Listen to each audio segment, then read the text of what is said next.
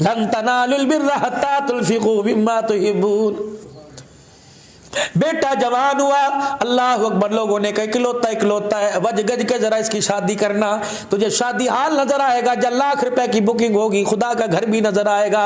अब अल्लाह फरमाते देखता हूं तो शादी हाल में निकाह करता है कि खुदा के घर के अंदर निकाह करता है। बेटी जवान हो गई, बेटी ने कहा अब्बा फलाने ब्यूटी पार्लर में तैयार होना है, मैं फलानी मार्केट में सदर बाजार के अंदर मैं देख के आई थी, मैं सिल्क सेंटर के पास, शॉपिंग सेंटर गरारा सेंटर के पास शरारा सेंटर पे देख के आई थी। अब्बा जान वो जो शरारा है वो मैंने लेना है। अल्लाह अकबर, फिर पता लगेगा तुझे अपनी उम्मीदों को कुर्बानी देनी पड़ेगी, ख्वाहिशात की कुर्बानी देनी पड़ेगी, या 50,000 का शरारा पहनेगी या फातिमा की तरह 16 पेमद वाला दुपट्टा पहन के आ जाएगी। रब्बे का की कसम, न तेरा अब्बा मोहम्मद अरबी के अब्बे से ज्यादा इज्जत वाला, न तेरी बेटी सैयदा फातिमा की इज्जत से ज्यादा इज्जत वाली। जब सैयदा अपने घर से डोली में बैठने लगी, इमामुल अंबिया सल्लल्लाहु अलैहि वसल्लम साथ ला रहे हैं, और किसी का अब्बा कुरान के साए में लेके आएगा, साहिब कुरान अपना हाथ रख के लेके आ रहा है। जब बेटी के सर पे हाथ रखा, इतने इतने सुराख दुपट्टे में नजर आए, नबूवत की आंखें बरसी, दिल धड़कने लगा। उम्मे सलमा हजरत हफ्सा पास आ गई कि या रसूल अल्लाह बताओ तो सही, आंख में आंसू क्यों आ गया? फरमाया अल्लाह का शुक्र है आज बेटी मोहम्मद इतना बेबस है, तुझे सही चादर भी नहीं दे सकता, लेकिन मेरी बेटी अगर सही चादर के चक्कर में लग गया तो आने वाली बेटियां अपने बाप की खाल उतारेगी। ना ना मेरी बेटी, मैं तुझे नहीं सुराखों वाले चादर में रुखसत करूंगा। इतने में उम्मे सलमा रजी अल्लाह अन्हा की तरफ देखा, उम्मे सलमा मैं तेरे से कह रहा हूं अगर तेरे पास कोई नई चादर हो तो दे दे। उम्मे सलमा रजी अल्लाह तआला अंदर गई, एक चादर लेके आई और हुजूर के सामने खोल के दिखा दी। कमली वाले, इससे बेहतर चादर मेरे पास कोई नहीं। 16 पेवत चमड़े के लगे थे, एक पेवत 14 पेवत कपड़े के लगे थे, एक पेवत चमड़े का लगा हुआ था। वहां शान नबूवत के तकाजे देखो, वो 17 पेवत वाली चादर लेकर बच्ची के सर पे डाली, भागना डाला, सीने से लगाया और बच्ची को रो के फरमाया बेटी 17 पेवत वाली चादर आज ले ले, वादा करता हूं इन्हीं हाथों से कयामत के दिन जन्नती औरतों की सरदारी का ताज मैं मोहम्मद तुझे पहनाऊंगा। ओ यारो काड़े के गयूर मुसलमानों, कभी मेरे अजीजों रोजाना बैठ के तबसरे तजिया जिगारों को तो सुनते हो रात को 11-11 बजे, कभी खबरें भी तो सुनते हो। लाओ सीरत की किताब और अपने घर के अंदर बैठ के पढ़ो, हुजूर की औलाद ने तरबियत कैसे की, बेटियों के साथ नबी का बर्ताव कैसा था। लाओ नबी की सीरत भी तो पढ़ के देखो। एक बच्ची को 16 पेवत वाली चादर दी और एक बच्ची के साथ कैसा मामला फरमाया। सैयदा ज़ैनब जब मक्के पाक से मदीने पाक में आई, अपने अब्बा के सामने रोने लग गई और हुजूर को ये गाल दिखाया, अब्बा ये गाल जब मोहम्मद तेरे होठ लगा करते थे या मक्के के लोगों ने थप्पड़ मारे हैं। अब मुझे बताओ तो सही, बेटियों को देखकर, बेटी की आंख को देखकर, आंसू तो दूर की बात है, आंख के नीचे हाले को देखकर बाप वैसे ही मर जाता है। और दुआ करो किसी की बेटी ससुराल में दुखी न रहे। और लोगों बाप कैंसर के मर्ज तो बर्दाश्त करते हैं, बेटी जब बाप के सामने खड़ी हो, बेटी के बिखरे बालों को देख के बाप का कलेजा छल्ली हो जाता है। या अल्लाह दिया दी है, ससुराल भी अच्छे देना, अल्लाह रोटी मिले या ना मिले अल्लाह सुख देना, अल्लाह हमारी बच्चियों को रोने से बचाना, हमारी बच्चियों को ऐसे घराने दे, ऐसे दामाद दे जो बच्चियों को हंसावे। अल्लाह अकबर। और लोगों आप भी इंतखाब किया करो, बेटे के लिए इंग्लैंड के रिश्ते तलाश करते हो और बेटी को गांव के अंदर फेंकाते हो, क्या करेगी वो तो बाप की पगड़ी की बचाते हुए खुदा की कसम अपनी ख्वाहिशात को घर के दरवाजे की चौखट पे दफन करके चली जाएगी। हक है तुम्हारी बेटियों का। सैयदा ज़ैनब मुंह दिखा रही, अब्बा ये थप्पड़ पड़ा था कई दिल तक मक्के के काफिर गुगलों के निशान पड़े रहे। अम्मा खदीजा तो मक्के में छोड़ के चली गई, अम्मा खदीजा का तो इंतकाल हो गया। अब्बा जान मैं किसको दुखड़े सुनाती, भाई कोई नहीं। ओ लोगों मैं रहूंगा 36 आदमी कहेंगे सिद्दीकी साहब क्या है, शुगर बढ़ गई, दिल में दर्द है क्या है। और ज़ैनब कहती मैं अकेली रोई, शोर भी मुसलमान नहीं था, मुझे चुप कराने वाला कोई नहीं। अब्बा उस वक्त परदेश में तेरी बड़ी याद आई।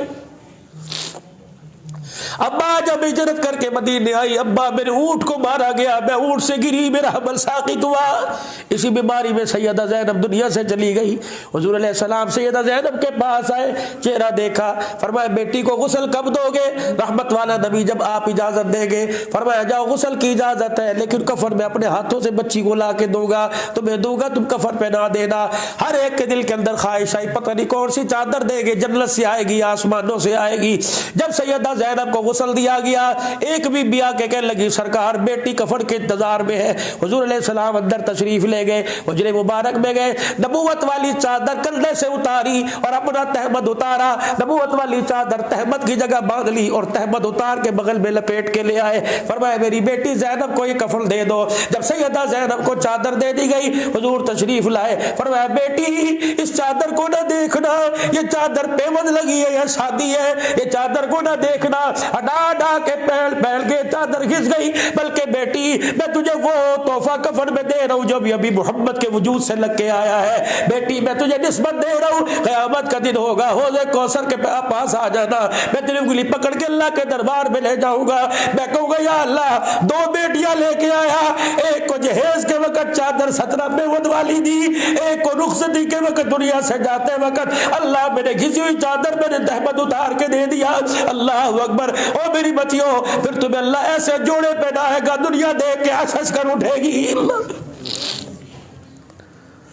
मुसलमानों तुम कब मकानों पर मरने लगे, मुसलमानों कब दुकानों के तुम मोहब्बत करने वाले बन गए, कब से तुम दुनिया की चीजों के आशिक बन गए। मुसलमान तो दुनिया को थूकने के लिए आया था, आखिरत बनाने के लिए आया था। आज मेरे अजीजों, आज इस इदारे के अंदर काली शकीर रहमान साहब के इदारे के अंदर आज फैसला करके उठना पड़ेगा, या अल्लाह का नबी ले लो या दुनिया ले लो। अगर दुनिया लोगे तो अल्लाह के नबी को छोड़ना पड़ेगा, अल्लाह के नबी को लोगे तो खुदा की कसम दुनिया पाओ के जूते की तरह तुम्हारे कदमों में आ जाएगी। अल्लाह अकबर। इसलिए तो कहा था परवाने को चराओ बुलबुल को फूल बस, सिद्दीक के लिए खुदा का रसूल बस। फिर खुदा के सलाम भी आए, फिर खलीफा बिला फजल भी बना दिया गया, फिर खुदा के सलाम भी आए, फिर अल्लाह के सलाम आए। सिद्दीक को यार की निस्बत भी मिल गई, गार की निस्बत भी मिल गई, बाजार की निस्बत मिल गई। आज अपनी जिंदगियों के फैसले करो। दुनिया तो आने जाने वाली चीज है, ना मेरे दादे से वफा की, न मेरे अब्बा के पास रही, न मेरे पास रही, न मेरी औलाद को भी धोखा दे के चली जाएगी, आगे उसकी औलाद को भी धोखा दे के चली जाएगी। रसूलुल्लाह की मोहब्बत की निस्बत सीने में लेके कब्र में चले जाओ, ये निस्बत तुम्हें मैदान माशर में भी लेके जाएगी, पुल सराह से भी गुजराएगी, ये हौज़े कौसर पे हौज़े कौसर पिलवाएगी, ये निस्बत अल्लाह के दरबार में कामयाब करवाएगी, जन्नत के दरवाजे को की चौखट को पार करवा के आएगी। आज मेरे अजीजों, काम वाले बाद में, दुकान वाले बाद में, खेती बाड़ी वाले बाद में, कारखाने वाले बाद में, आज हम हुजूर के काम वाले पहले हैं, निस्बत वाले पहले। नबी के काम की निस्बत, नबी की मोहब्बत की निस्बत अपने सीने में जिंदा कर लो, रब्बे काबा की कसम। फिर फैसले तेरी मेरी जिंदगी के असम्बली हालों से नहीं होंगे, अर्शे अल्लाह से होने लग जाएंगे। फिर न कोरोना वायरस आएगा, न डेंगू वायरस आएगा, ये सारे के सारे गुनाह इकट्ठे होकर कोरोना की सूरत में हमारे पे मुसल्लत हो गए। रब्बे काबा की कसम, ये इंग्लैंड और अमेरिका की बनाई हुई वैक्सीन से दूर नहीं हो गए, ये रो रो कर दुआओं से दूर हो गए। जब सारा मजमा अल्लाह के दरबार में अपने गुनाहों पर नादिम हो के कहेगा, या अल्लाह मेरी तौबा, कह दो या अल्लाह मेरी तौबा, या अल्लाह मेरी तौबा। फिर इस पर इस्तकामत दिखाओ, अल्लाह डेंगू भी खत्म फरमाएगा, कोरोना भी खत्म फरमाएगा। अल्लाह अकबर। आज कुरान वाली दौलत को सीने से लगाने के लिए आज कौन इरादा करता है कि इंशाअल्लाह मैं अपने बच्चे को कुरान का हाफिज बनाऊंगा, नियत करके इंशाअल्लाह। बेटी हो बेटा बनाओगे इंशाअल्लाह। और जिनके बच्चे जवान हो गए वो क्या करें, फिर वो इदारों में आए। जितने इदारे के मुहतमिमीन हजरात हैं उनसे पूछो, मेरा बच्चा तो कोई नहीं, जवान है, पढ़ नहीं सकता, लेकिन मौलाना पढ़ने वाले बच्चों के साथ ताउन तो कर सकता हूँ।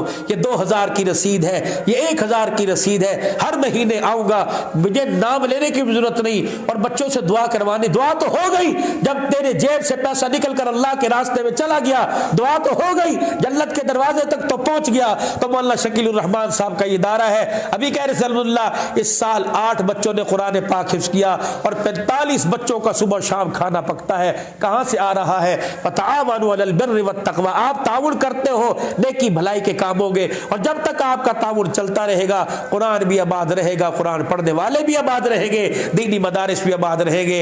नाराज ना होना, शिकवा गिला अपनी जगह। इस वक्त जो कोरोना की सूरत हाल आई, लोगों ने ज़कात अदा नहीं की पिछले साल की, लोगों के फितराने रह गए, लोगों ने सदकात खैरात कम कर दिए।